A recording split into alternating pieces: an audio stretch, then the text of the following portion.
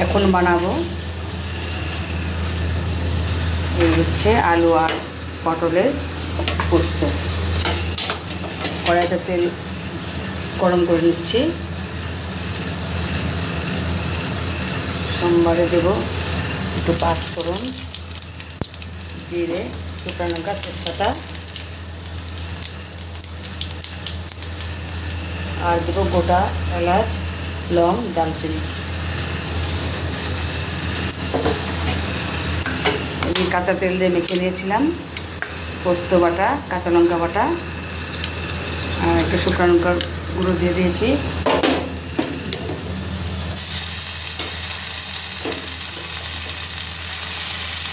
মশলা দিয়ে তেলে ছেড়ে নিচ্ছি। কয়েকটা কাঁচা লঙ্কা তুলে দিয়ে দিলাম। মশলাটা ভাজা ভাজা হতে দিলে একটু জল দিলাম। এখন দিয়ে নেব এই 1 চামচের মতো দই। কিশমিশটা দিয়ে দেব। দিয়ে নিচ্ছি এখন কিশমিশ।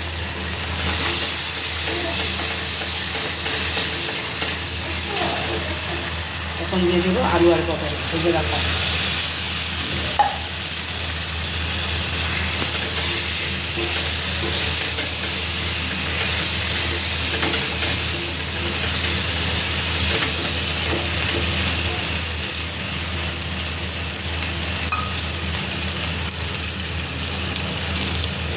মশলা দেবো,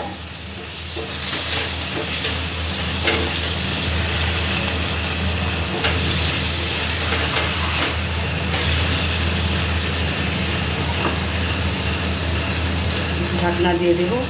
তার আগে আমি একটু চিনি দিয়ে নেব। এই এখন চিনি দিয়ে দিলাম একটু।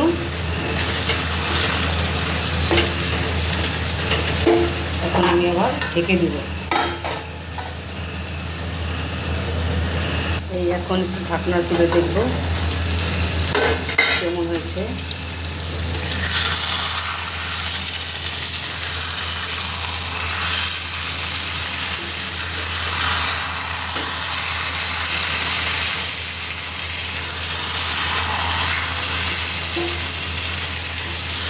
এখন দেখতে হবে সেদ্ধ হয়েছে কিনা।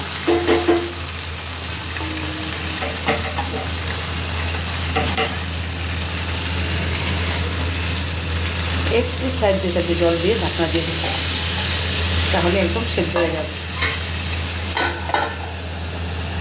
এখন আরেকবার ঢাকনা তুলে দেখব কেমন হয়েছে। মোটামুটি হয়ে আসছে।